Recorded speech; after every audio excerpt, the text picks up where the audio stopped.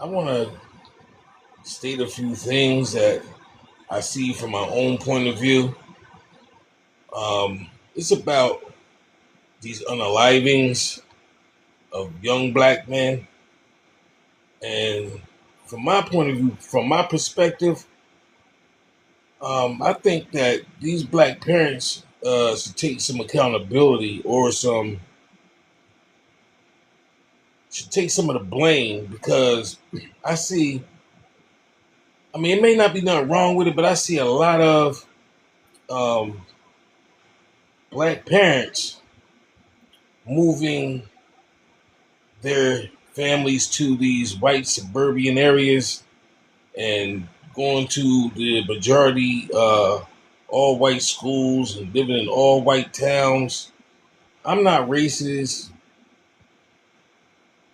I'm just, I have a question in my mind is why do black people, parents, move to these majority white communities and allow themselves to put their children inside of these majority all white schools? And I know the white people probably welcome them. All white people aren't racist. I know they welcome them. They invite them to barbecues, picnics, cookouts. And my thing is, why do black parents do that? Why do they move and try to raise their families in these majority all white communities? Why? Is it because they want to raise their child around majority white children because they figure that white children aren't criminals? Do they move them out there to the white suburban areas because they don't want their children to be around any other black children for some particular reason? Like, is there, I mean, what's the problem with raising your children around black children or in a black community? You don't want your child to get in trouble. You don't want your child to become a criminal. You place your own lives at jeopardy moving you and your family to an area that's commonly known to be a sundown town.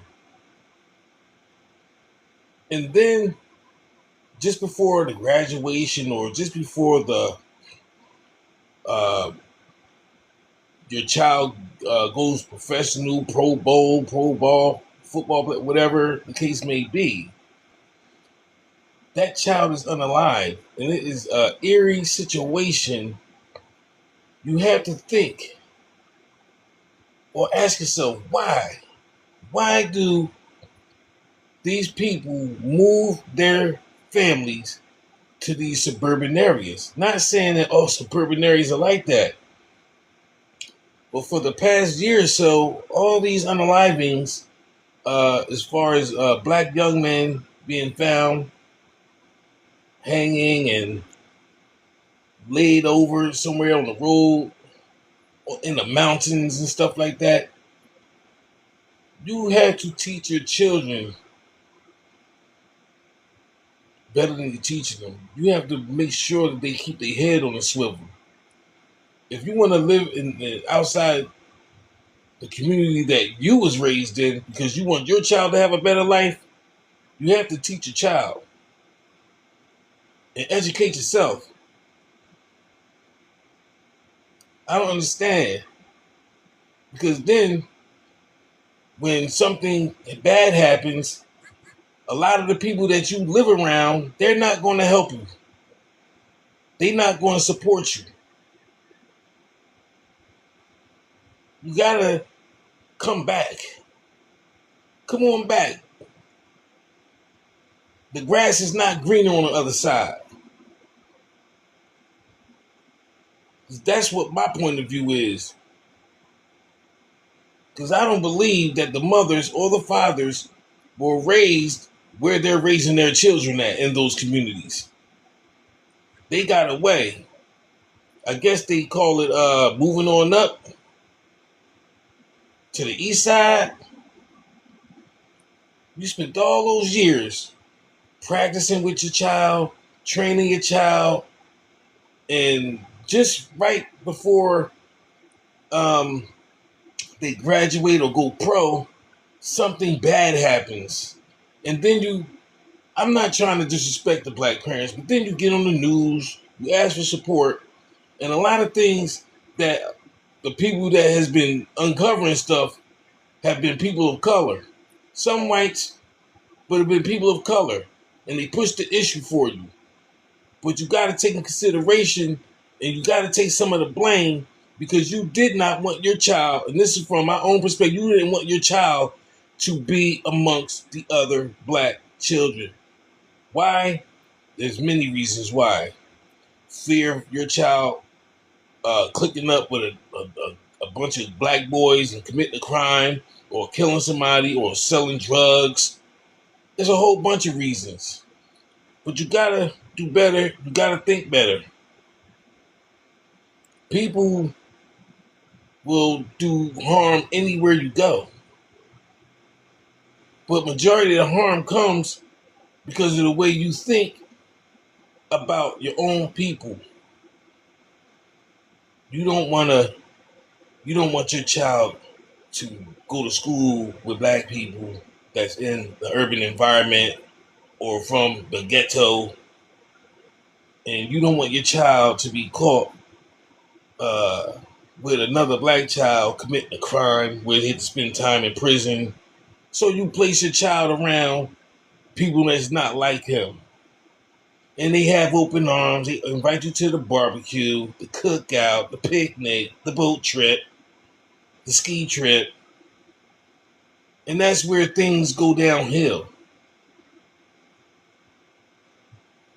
If you want to do better, don't say to yourself, oh, well, I had it bad growing up around black people. Oh, I had it bad coming up in the ghetto. Oh, I had it bad living in an urban environment. You have to help out. You have to put one foot in front of the other. You have to fight for a better community. That's what needs to be done. Don't take away from the community by moving away and hanging out with those that you think they might love you or support you because they're not. They'll cover it up. That's what they do. It's going to keep on happening until people wise up, raise up, and start doing what they're supposed to do as community leaders so that we can keep our children in our communities, raise our children the right way. Don't run. Stop running. Stop running away. And I don't care what you say about me. That's just my perspective. That's my thought because I'm thinking, none of those people in that community came out to help you. They didn't come out and talk. They shut down their social media pages. They didn't even come out to help the search or nothing. They call you their friend. You call them your friend. Friends don't let friends drive drunk. Friends don't do that. In the military, they have what's the saying? No man left behind. These people aren't your friends. Stop thinking down on your black people. Stop thinking down on your brothers and sisters. Try to encourage one another and build the community better, make the community better. Then you wouldn't have to go on the news and talk about the issues that you're dealing with.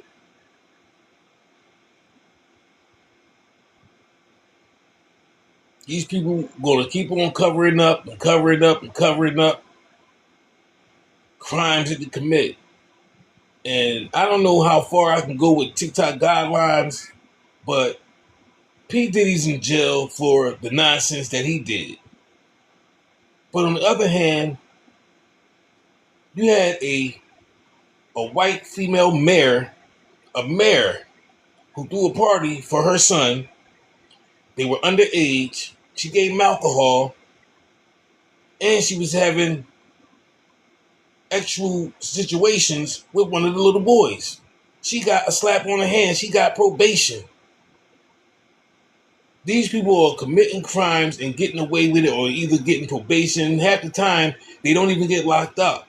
If a black person commit a crime, he's going to get locked up on the spot. If he even accused of a crime, it's not going to do no investigation and let him go home for Thanksgiving dinner or Christmas dinner or New Year's Eve celebration. They're not going to do that. He's going to jail.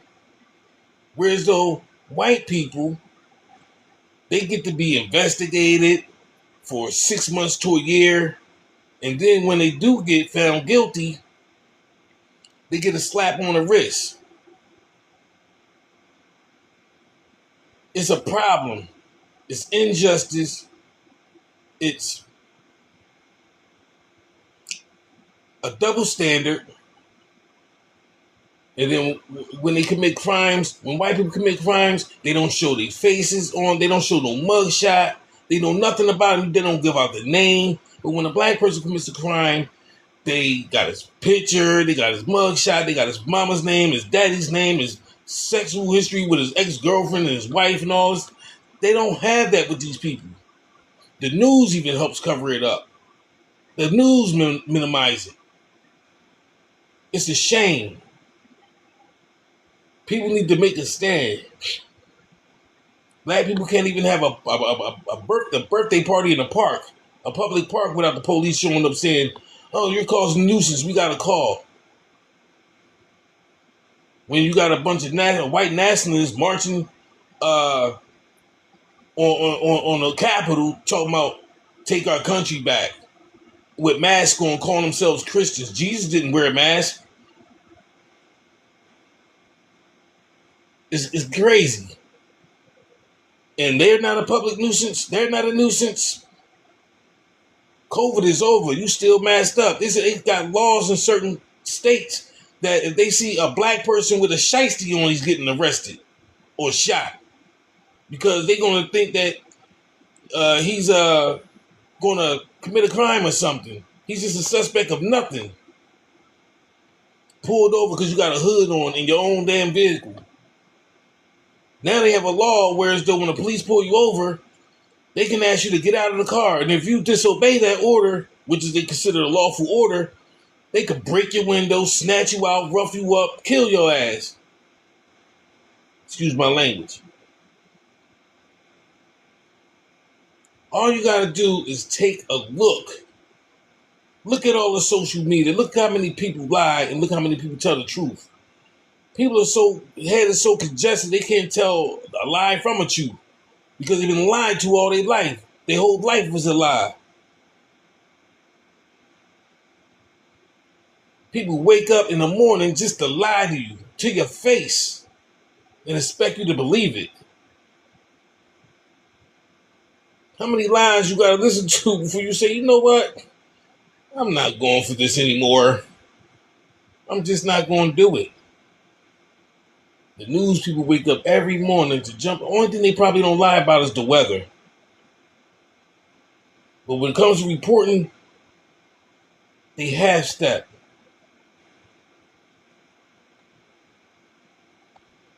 What's wrong with this world?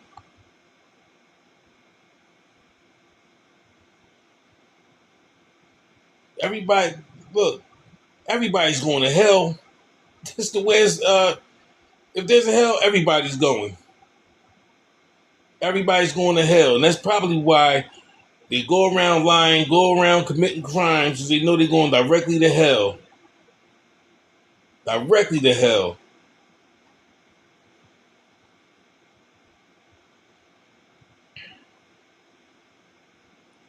Everybody just need to wake up. Please wake up. It's terrible. One lie after another, then you got bots all up in the chat. They lying. They agreeing with the liars, the bots.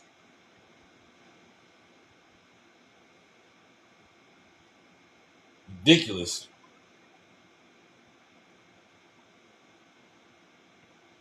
Them boys in that what's the name of that book?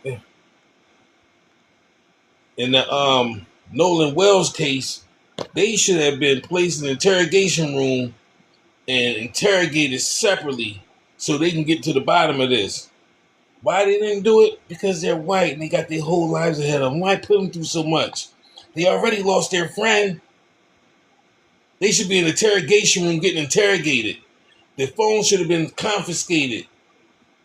If that was 3 black guys with a white guy and he ended up unalive, you think them black guys would have been at home in a bed sleep? Heck no. They would have been in an interrogation room for more than 48 hours until the police got a confession about what happened that night. They wouldn't have been no investigation. Oh, well, you guys just go on home and get some sleep because, tomorrow's going to be a nice and sunny day and there's lots to play with. You can get back on your boat. You can get on your jet skis. You can do all sorts of things. Just, if you got any more information, just call us up and let us know. It don't work like that for black people.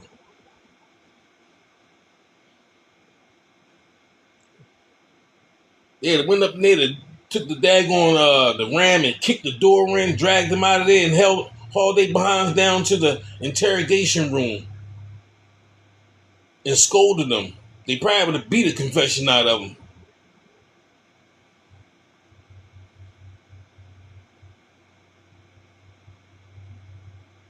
We don't hate white people. It's the fact that we tired of all the lies and the divisionness, separation. Don't lie to me, lie to yourself. I'm getting threats in my inbox for pointing out the truth.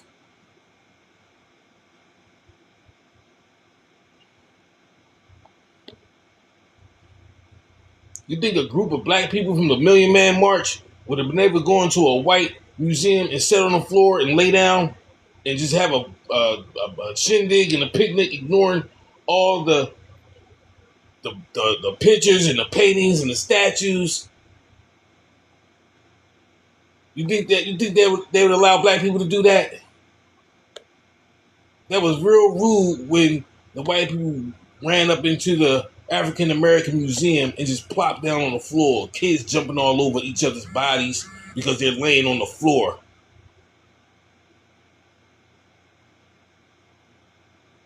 People didn't even lift their head up to look at one exhibit because they had their face in their phones. Where they do that at?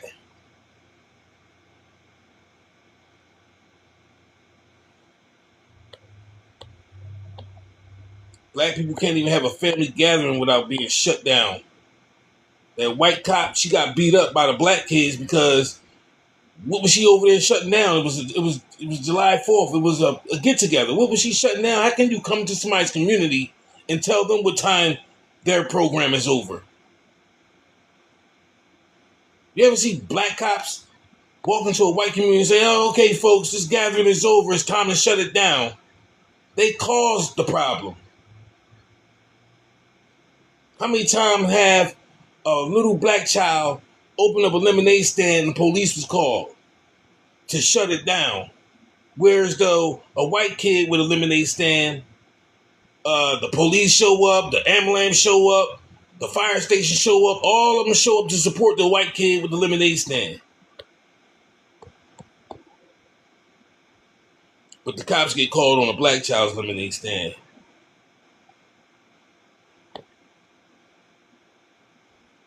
Same thing that happened to Black Panthers, the same thing that happened to us. They shut us down for doing good. Nope, you're not going to feed the hungry. Nope, you're not going to help somebody out. Nope, you're not going to do it. I posted a Cash App saying I was being threatened. I wanted to get me some protection. You think $1 hit my, not my Cash App, my GoFundMe? You think $1 hit that? No. The threats was real. Person told me I'm going to be begging for mercy. And he's going to come get me and this and that and the third. Think anybody put anything in my GoFundMe? I'm not looking for nothing in my GoFundMe. I'm just stating a matter. But the white woman, she can call a little child an N-word with the hard R and get $1 million. A white person can go on and make a GoFundMe because they say they're in fear because something that they caused by minding other people's businesses and go on GoFundMe or Give Send Go and get $250,000, $1,000,000 because they tell somebody they're scared for their lives when they the ones who caused it. They caused it. You caused your own dilemma.